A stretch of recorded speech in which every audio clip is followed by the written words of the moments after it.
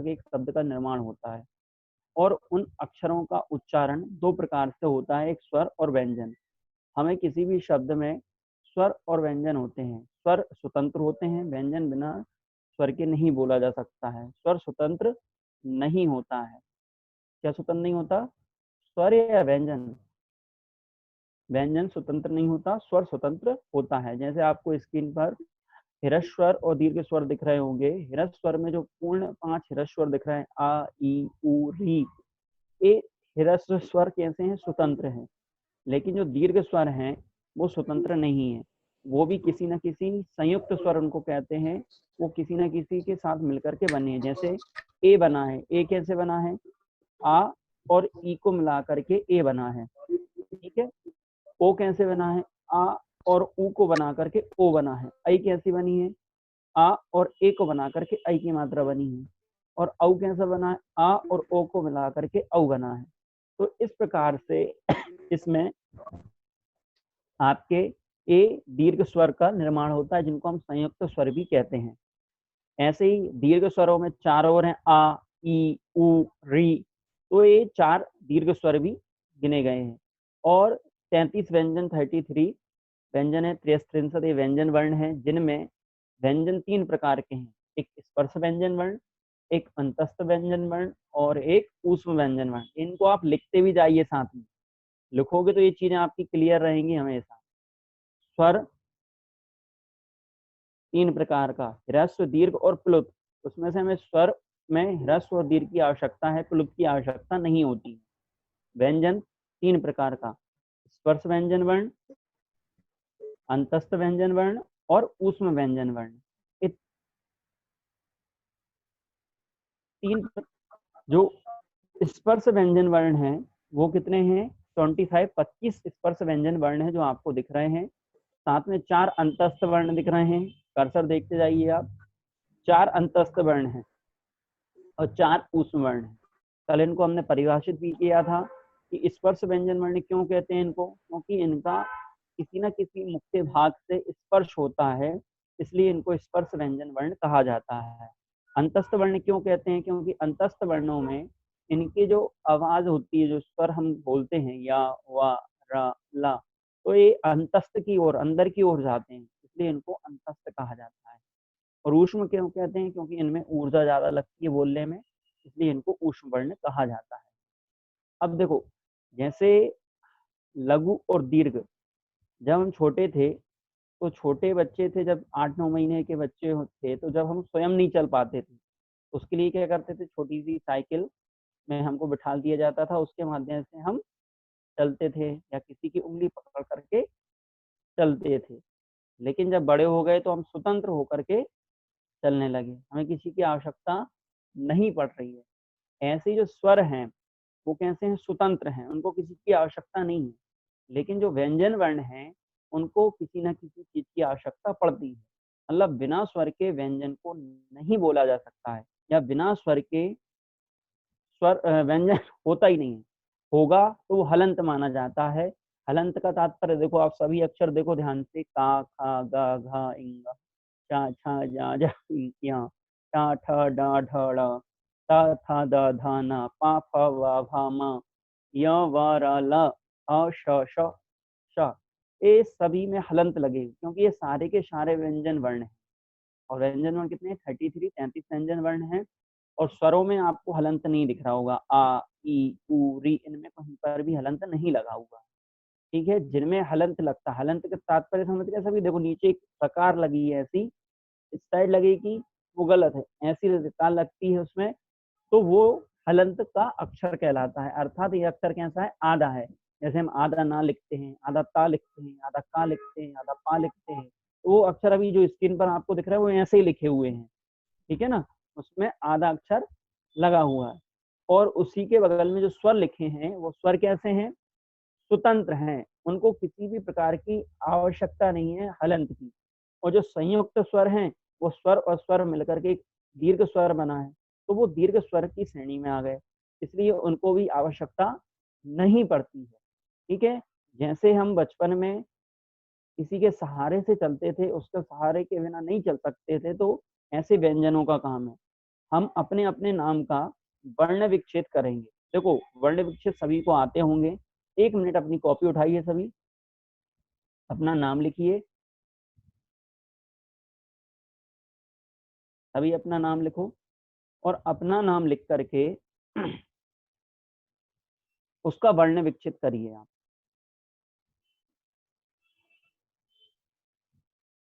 नाम लिख करके वर्ण विच्छेद करिए अपना।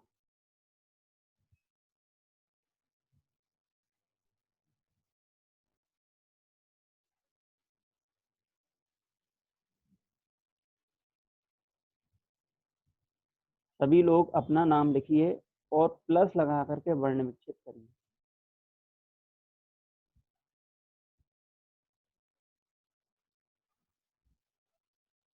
चलिए, अब वर्ण विच्छेद तो सबने कर लिए होंगे, जिनके हो रहे हैं वो करते जाएं साथ में। ठीक है, अब वर्ण विच्छेद आपने किए हैं, एक एक विद्यार्थी से मैं नहीं पूछूंगा, 2-3 विद्यार्थियों से पूछता हूँ सिर्फ। सबसे पहले अतिशय,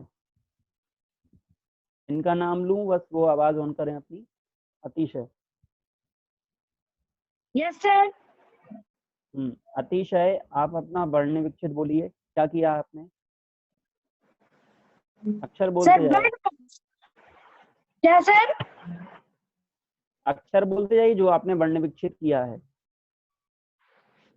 आ धन ती की, आ धन ती, धन शा, धन या, धन जा, धन ना।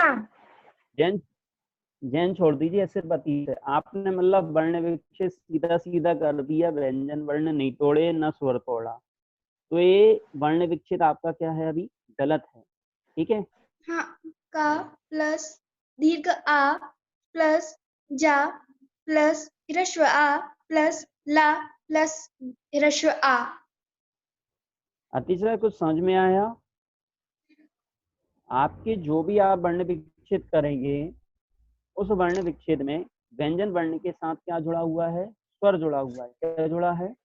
स्वर जुड़ा हुआ है। तो वो स्वर अलग होना चाहिए, तभी हम व्यंजन और स्वर की पहचान कर सकते हैं। जो मात्रा लगी है वो मात्रा हमें अलग करके लिखना है। प्लस लगाना आवश्यक नहीं है, वो तो एक सिर्फ एक चिन्ह के लिए है कि आप उसमें मिक्स ना करो। ठीक है ना, उसके लिए आपको चिन्ह लगाना पड़ता है प्लस का। तो जैसे काजल है, जैसे नैतिक है, नैतिक का वर्ण विच्छेद करेंगे हम, ना हलंत प्लस आई की मात्रा। आई की मात्रा देखो आप स्वर में देखते जाइए, आई की मात्रा है तो आई प्लस करके लिख देंगे। फिर ता हलंत, फिर छोटी ई आएगी। ठीक है, नैतिक, और फिर का हलंत और प्लस ह्रस्वा। तो इस प्रकार से वर्ण विच्छेद हो गया। ठीक है, नैतिक, जैसे वर्णमाला लिखा है स्क्रीन पे, आपको वर्णमाला लिख रहा है। प्रत्येक कोई भी शब्द हो, उस शब्द का हमें वर्ण विच्छेद करना आना चाहिए। ऐसे आप कठिन कठिन कम से कम 15-20 वर्ण विच्छेद आज करिए। जिनको नहीं आते हैं वो सीखेंगे, पूछ लीजिए व्हाट्सएप पर। और जिनको आते हैं तो हम वर्ण विच्छेद की भी एक अलग से आपकी क्लास ले सकते हैं, कैसे वर्ण विच्छेद करना है, किन शब्दों में कहाँ ध्यान रखना पड़ता है। जैसे वर्णमाला है, अब वर्णमाला का यश पांडे हम वर्ण विच्छेद करेंगे तो कैसे करेंगे उसको देखते हैं। जैसे वाह है, वाह हलंत प्लस आ। ठीक है, फिर रा आएगा कि अड़ा आएगा पहले? प्लस के बाद वाह हलंत प्लस रश आ प्लस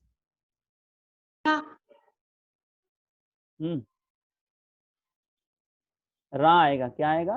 रा हलंत आएगा। और फिर प्लस रा हलंत प्लस आ।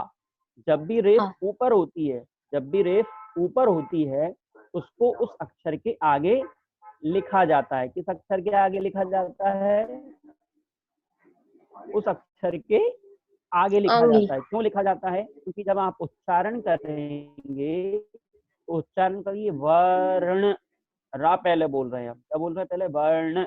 जैसे कर्म, कार्य, धर्म, प्राचार्य। तो कोई भी ऐसे शब्द हैं जिनको बोलने पर जो अक्षर पहले आता है, हम उसी का वैसे वर्ण विकसित करते हैं। अगर आपका उच्चारण शब्द का सही नहीं होगा तो आप लिखेंगे भी गलत, उसका वर्ण विच्छेद भी आप गलत करेंगे। इसलिए हमें शब्द का ध्यान रखना कि जब हम वर्ण विच्छेद करते हैं, तब वर्ण विच्छेद करते समय जैसा हम उच्चारण करेंगे वैसा ही उसका क्या होगा, लेखन शुद्ध होगा। और लेखन शुद्ध होने पर क्या होगा, हमारी जो भाषा है वो स्पष्ट होगी, हम कहीं गलती नहीं करेंगे। कई बार हम बोलने में गलती करते हैं, लिखने में गलती करते हैं, इसलिए होती है क्योंकि हमने उसको पहले सही पढ़ा ही नहीं है। क्योंकि हमें जब तक रीडिंग अच्छे से नहीं आएगी तब तक हम उसका वर्ण विच्छेद नहीं कर सकते या उस शब्द को लिख नहीं सकते। इसलिए शब्द को लिखने से पहले हमें क्या आना चाहिए, उसका उच्चारण या बोलना उसको अच्छे से आना चाहिए। ठीक है, इसलिए सभी लोग जो भी शब्द आप हिंदी के पढ़ते हो, चाहे संस्कृत के पढ़ते हो या विज्ञान पढ़ते हो, आप सोशल साइंस पढ़ते हो, कोई भी विषय पढ़ते हो, तब उसका उच्चारण आपका शुद्ध होना चाहिए। और उच्चारण के लिए देखो बेटा, अक्षर तो सब में समान ही रहेंगे आपके, इसलिए वर्ण विच्छेद या आपको अक्षर शुद्ध बोलना है तो वो संस्कृत की वर्णमाला से बहुत अच्छे से आप सीख सकते हैं। और उसको सीखते समय आपको थोड़ा सा ध्यान रखना है, प्रयास करना है। देखो अब सब बड़े तो हो गए हैं, अब हम सोचते हैं हम फिर से छोटा बड़ा पढ़ें, तो इसमें शर्म नहीं आनी चाहिए। क्योंकि जो वर्ण विच्छेद है या वर्णमाला है, इनका उच्चारण जब तक आपका शुद्ध नहीं होगा तब तक आप किसी भी शब्द का स्पष्ट उच्चारण नहीं कर सकते हैं। इसलिए हमें स्वर और व्यंजन में अंतर समझ में आना चाहिए। स्वर के बिना व्यंजन का उच्चारण हो नहीं सकता और स्वर स्वतंत्र बोले जाते हैं। जैसे बोल के देखें हम, आ, ई, उ, री, री। लेकिन का जब बोलोगे तो उसमें आ आएगा ही आएगा। जब हम की बोलेंगे तो उसमें ई लगी रहेगी, उसके बिना उसका उच्चारण नहीं हो रहा। छोटी ई, उ, उ, की, के, कई, को, कऊ, तो इनमें सब में स्वर जुड़े हुए हैं, तो बिना स्वर के व्यंजन का उच्चारण नहीं होता है। हम आपका नाम बोल रहे हैं, जैसे मनीष बोला, तो मनीष में भी ह्रस्व दीर्घ आ और ह्रस्व दीर्घ ई और ह्रस्व लगा हुआ है। मनीष शब्द में भी स्वर के बिना शब्द नहीं बोला जा सकता है। शुभम है, शुभम में छोटा ऊ लगा है, फिर दो ह्रस्व आ लगे हैं भा में और माँ में। ठीक है ना। प्रेरणा है, अब जैसे प्रेरणा शब्द है, प्रेरणा, तो प्रेरणा शब्द का विच्छेद क्या होगा, प्रेरणा बताएगी। आपने अभी वर्ण विच्छेद किया होगा प्रेरणा, बोलो बेटा क्या वर्ण विच्छेद होगा प्रेरणा का। सर पा धन रा धन ए एरिका धन रा धन ह्रस्व आ धन रा हलन नहीं रा ओनली और धन दीर्घ आ। तो सारे व्यंजन वर्ण हलंत हैं क्या नहीं है? लगा है सर। हाँ, सारे व्यंजन वर्ण क्या होंगे, हलंत होंगे।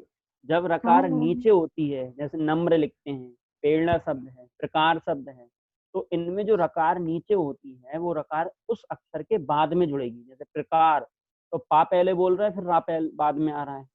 ठीक है ना। जब हम वर्ण लिखते हैं तो वर्ण में रा पहले है, रा बाद में है। प्रकार में रा बाद में है, पा पहले है। अब इसी प्रकार हम जैसे क्या लिखते हैं, ऋषि का री आता है। जैसे हम लिखें कोई ऐसा शब्द, वृद्धा लिखें हम या वृद्ध लिखें, तो वृद्धा में जो ऋषि की री लगी है वो कैसी, राउंड वाली री कौन सी होती है, ऋषि की री होती है। कैसी लिखते हैं, देखो ऊ के नीचे देखो ये लिखी है ऋषि की री, इस प्रकार से उसको लिखना पड़ेगा आपको। तो उसका वर्ण विच्छेद क्या होगा, वह हलंत ऋषि की री प्लस दा हलंत प्लस धा हलंत प्लस आ दीर्घ, तो ये वृद्धा शब्द बनेगा। ठीक है। अब वृद्धा में ऐसे नहीं लिखेंगे वाह हलंत फिर ऋषि की री फिर आ लिखा। ऋषि की री क्या है, स्वतंत्र स्वर है, तो उसको स्वतंत्र स्वर ही लिखेंगे, उसमें एक और स्वर नहीं आएगा। तो ऐसे शब्द जैसे श्रद्धा शब्द है, अब श्रद्धा शब्द लिखते हैं हम, श्रद्धा का वर्ण विच्छेद होगा, श्रद्धा शब्द का वर्ण होगा। अब श्रा शब्द जो लिखा है, अब उस श्रा शब्द कैसा है, संयुक्त अक्षर है, तो संयुक्त अक्षर का विच्छेद क्या होगा। जैसे देखो इसमें संयुक्त अक्षर बोर्ड पे देखो स्क्रीन पे जिस श्रा लिखा है, श्रा कैसे मिलकर के बनता है, तालव्य शा का आधा और रा, और इसमें स्वर आ जुड़ा है रा में, तो श्रा शब्द बनता है। अब इसका जब वर्ण विच्छेद करेंगे तो कैसा होगा, तालव्य शा हलंत फिर रा हलंत फिर आ हल आ आएगा, फिर प्लस श्रद्धा, तो दा हलंत फिर धा हलंत और फिर दीर्घ आ, इस श्रद्धा शब्द का सही विच्छेद होगा। ठीक है ना। अगर हम ऐसा कर देंगे श्रा लिख करके हलंत लगा दिया फिर सीधा हमने आ लिख दिया तो वो गलत कहलाएगा, क्योंकि उसमें एक संयुक्त अक्षर, दो व्यंजन। संयुक्त अक्षर कैसे बना है ये अभी हम आपको बाद में पढ़ाएंगे। सारे संयुक्त अक्षर जो लिखे हैं हमने, ये संयुक्त अक्षर कैसे बनते हैं? ये संयुक्त अक्षर बनेंगे जब हम क्या करते हैं, दो व्यंजन वर्ण के साथ एक स्वर को जोड़ते हैं, तब संयुक्त अक्षर का निर्माण होता है। किसी भी संयुक्त अक्षर का निर्माण कैसे होता है? जब दो व्यंजन वर्ण और एक अंत में स्वर होता है, तब वह क्या होता है, उस संयुक्त अक्षर का निर्माण होता है। इच्छा है, ता है, ज्ञा है, श्वा है, द्वा है, त्या है, झा है, इन शब्दों का उच्चारण जो भी होगा वो संयुक्त अक्षर कहलाता है। लेकिन संस्कृत की वर्णमाला में संयुक्त अक्षर को नहीं गिना गया, इस बात का ध्यान रखें। ये स्वतंत्र नहीं है, ये पूर्ण व्यंजन भी नहीं है, इसलिए ये दो व्यंजन और स्वर की सहायता से मिलते हैं, इसलिए इनको वर्णमाला में पाणिनि जी ने नहीं रखा है। तो ये वर्णों के संबंध में आपकी स्पष्टता होनी चाहिए कि किस वर्ण का